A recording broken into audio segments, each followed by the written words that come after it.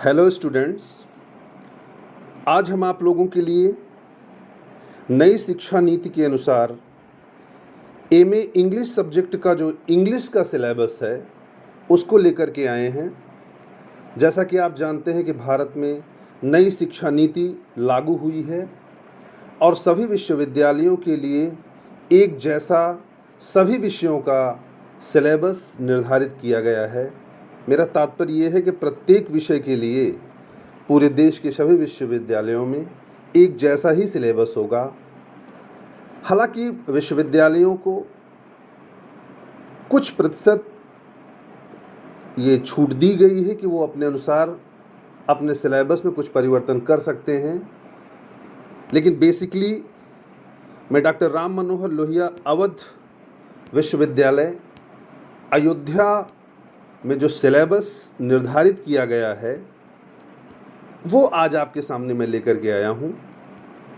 Students, जैसा कि आप जानते हैं कि अब परास्नातक स्तर पर अर्थात एमए में सेमेस्टर प्रणाली लागू हो गई है और उस सेमेस्टर प्रणाली में 4 सेमेस्टर में एमए की पूरी पढ़ाई आपको करनी है, जिसमें जो फर्स्ट सेमेस्टर है वो पहली बार यहाँ लागू हो रहा है और आपको सेमेस्टर प्रणाली में जो फर्स्ट सेमेस्टर में नई शिक्षा नीति के अनुसार आपके लिए सिलेबस निर्धारित किया गया है उसमें कुल आप लोगों को 5 पेपर्स की स्टडी करनी है।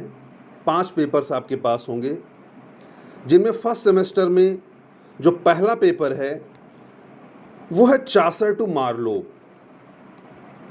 मीन्स जो इंग्लिश में इरा हैं, इंग्लिश में जो एजेस हैं, उनमें चासर के पीरियड से लेके क्रिस्टोफर मार्लोव तक।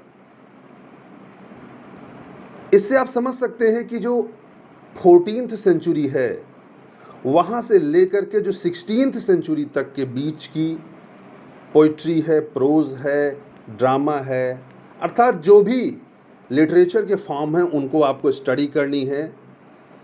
जिसमें जो पहला पेपर चासर टू मार्लोव है उसको 4 यूनिट्स में डिवाइड किया गया है, जिसमें यूनिट फर्स्ट में आपका प्रोज वर्क है, अर्थात एसेज आपको स्टडी करने हैं और उन्हें एसेज में आपको फ्रांसिस बेकन के एसेज को स्टडी करना है।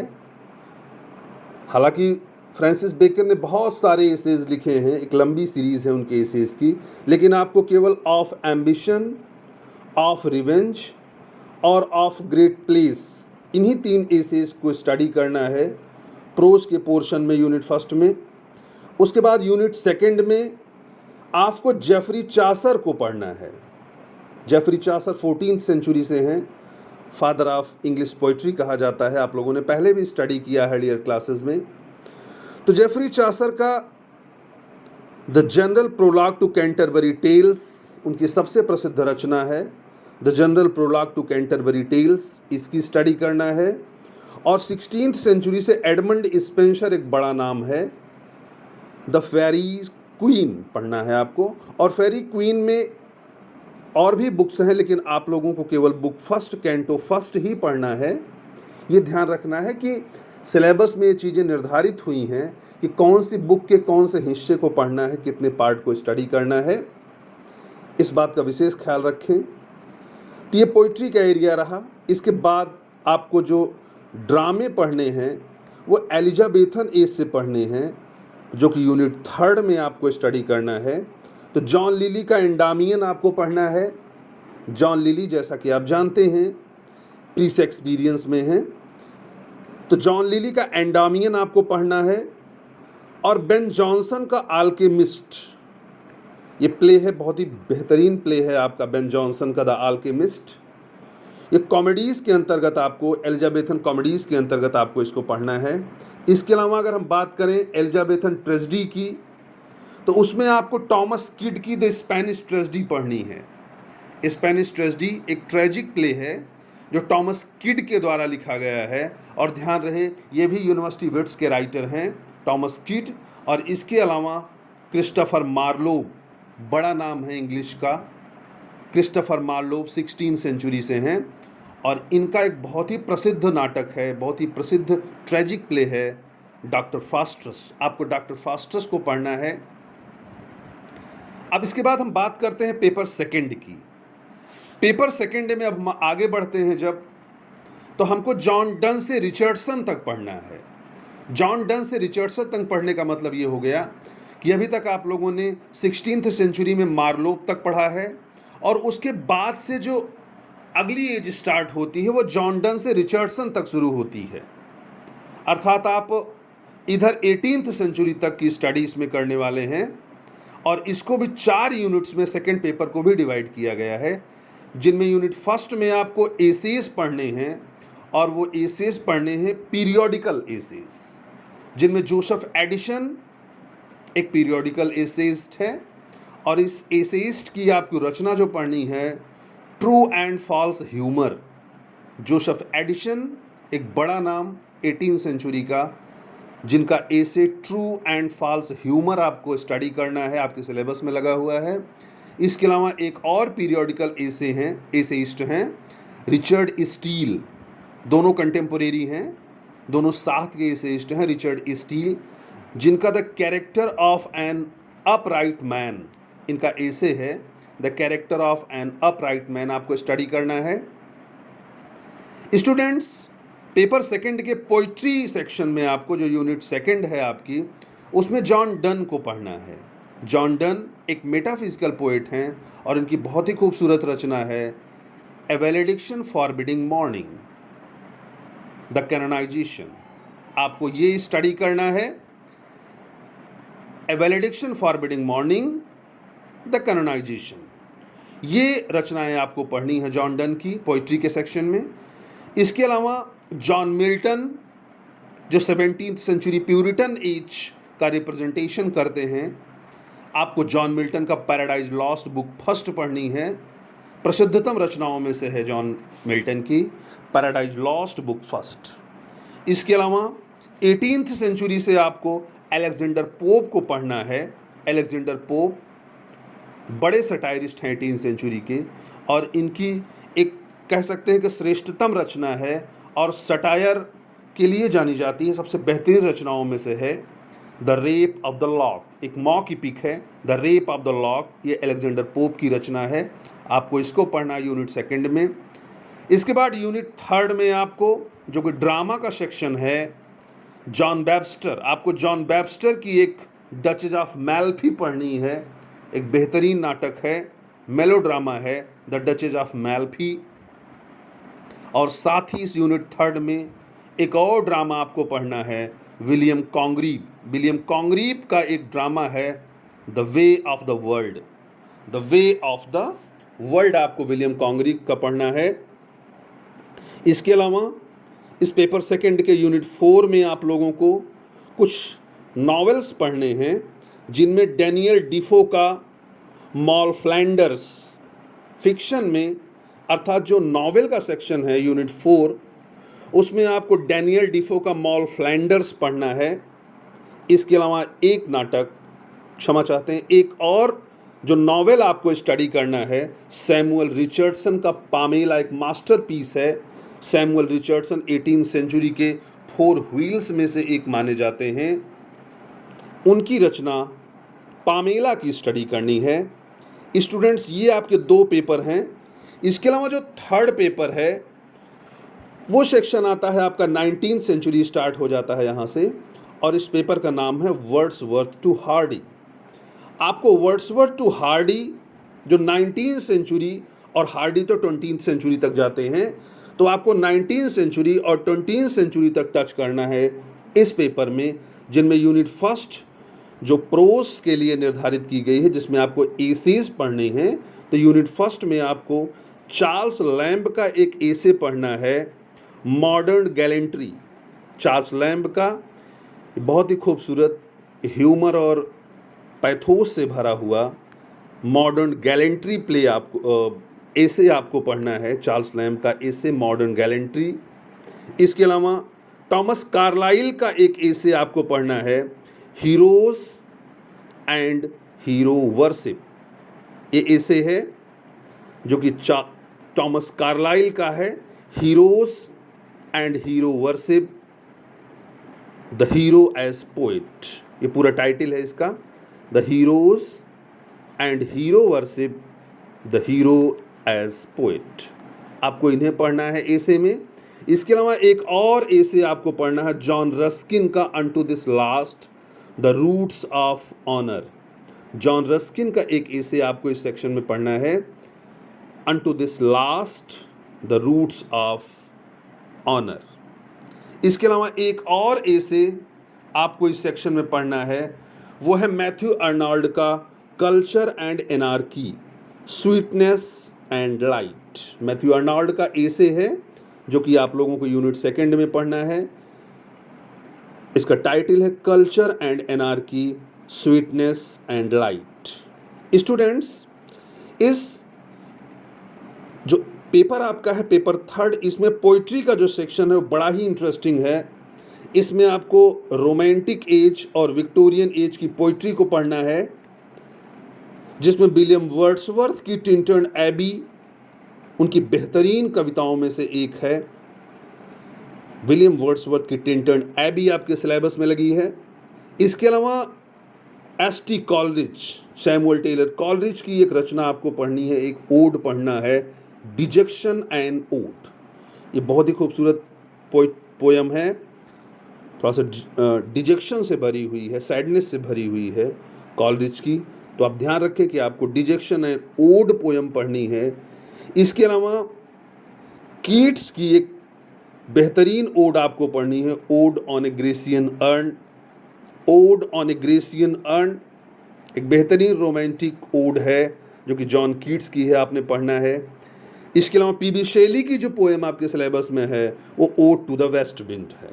Ode to the west wind P B. Shelley की आपको इस यूनिट में पढ़नी है।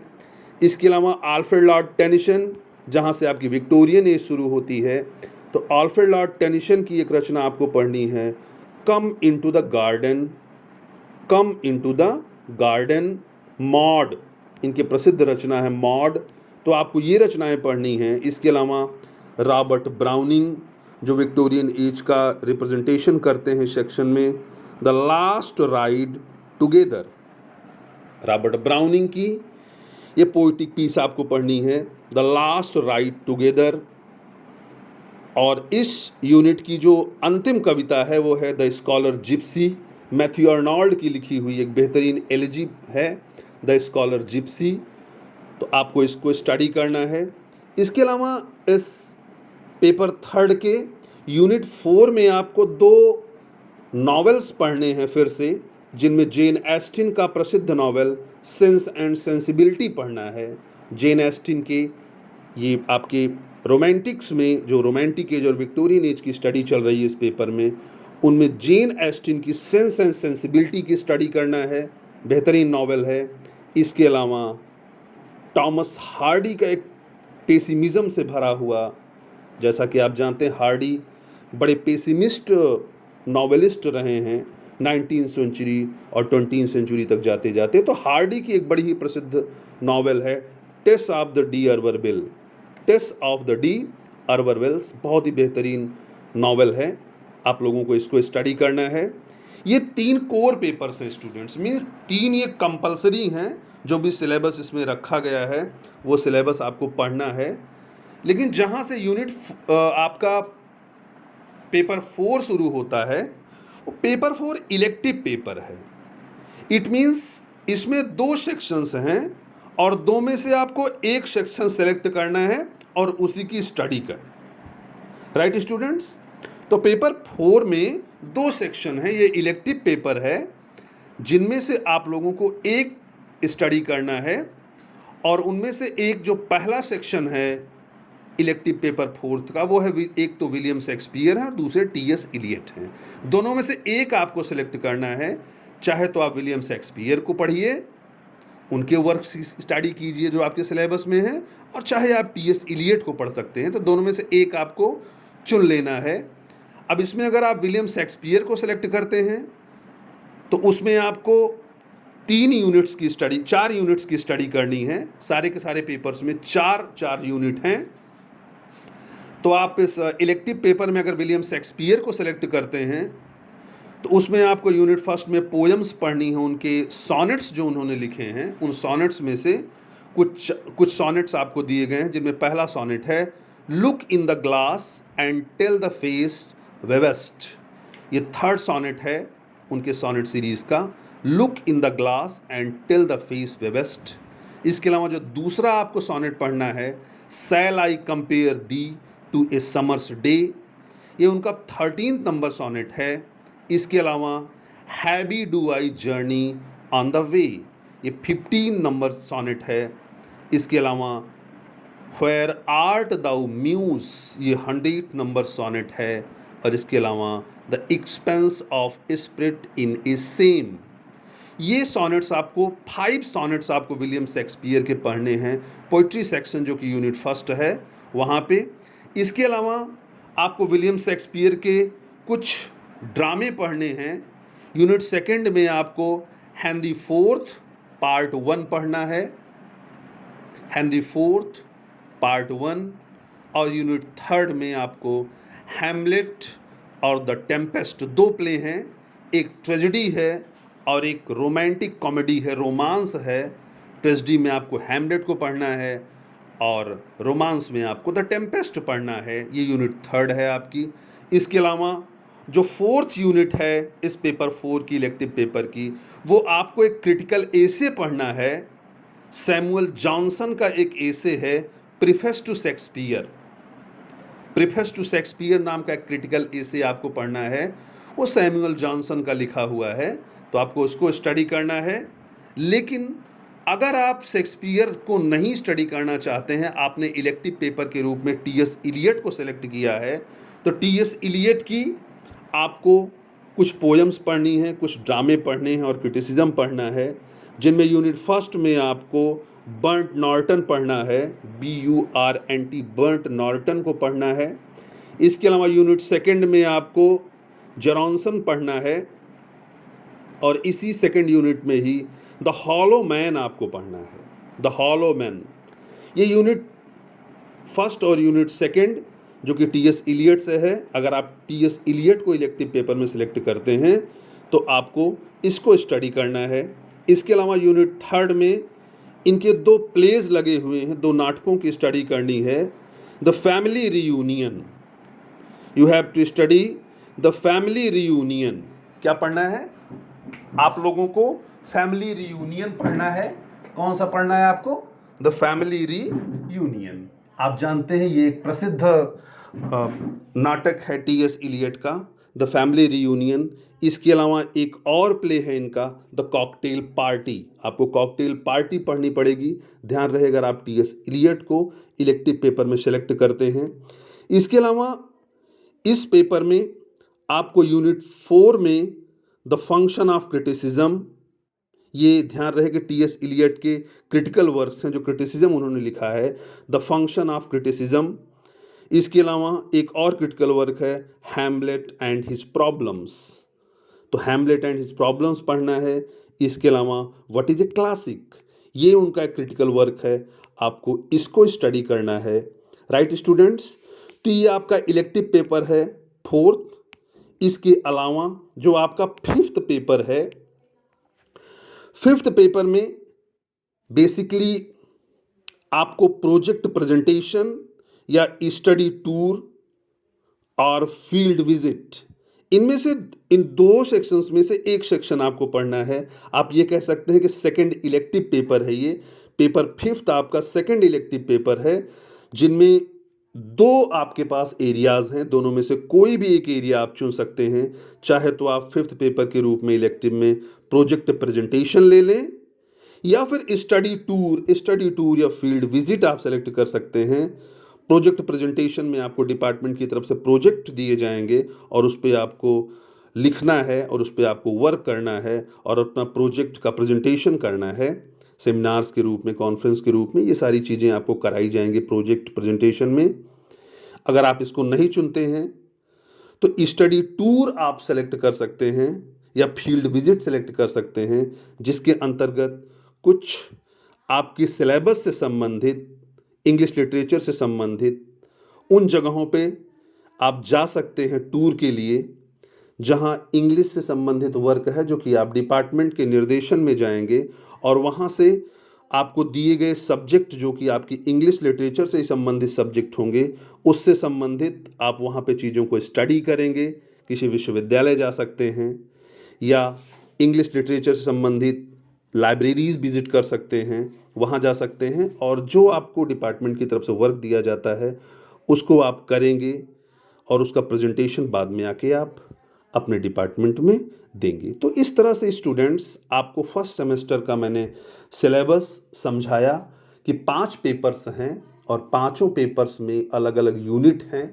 एक विशेष बात जो मैं समझ पा रहा हूँ, पहले के सिलेबस जो इसके पहले ट्रेडिशनल सिलेबस चला करता था न्यू एजुकेशन पॉलिसी के पहले, उससे जो डिफरेंस यहाँ पे है कि पहले वो एक इस तरीके से सिलेबस निर्धारित था कि कोई पेपर मान लीजिए है तो वो पेपर एक ही फॉर्म का होता था। जैसे कोई पेपर है तो पोइट्री का है तो उसमें सारे सेक्शन पोइट्री के रहेंगे, अगर कोई ड्रामा का है तो उसमें सारे ड्रामे के ड्रामे रहेंगे।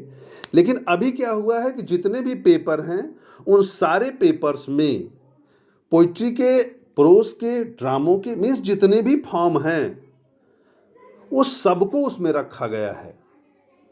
अर्थात पहले फॉर्म वाइज पेपर बनाए गए थे, लेकिन अब एज वाइज पेपर को बनाया गया है कि पर्टिकुलर एज है, मान लीजिए 19वीं सेंचुरी है तो 19वीं सेंचुरी में जितने भी फॉर्म हैं, चाहे वो पोइट्री के फॉर्म हो, चाहे ड्रामों के फॉर्म हो, चाहे नॉवेल्स हों, चाहे क्रिटिसिज्म हो, तो वो सबको सेक्शन में रखा गया है।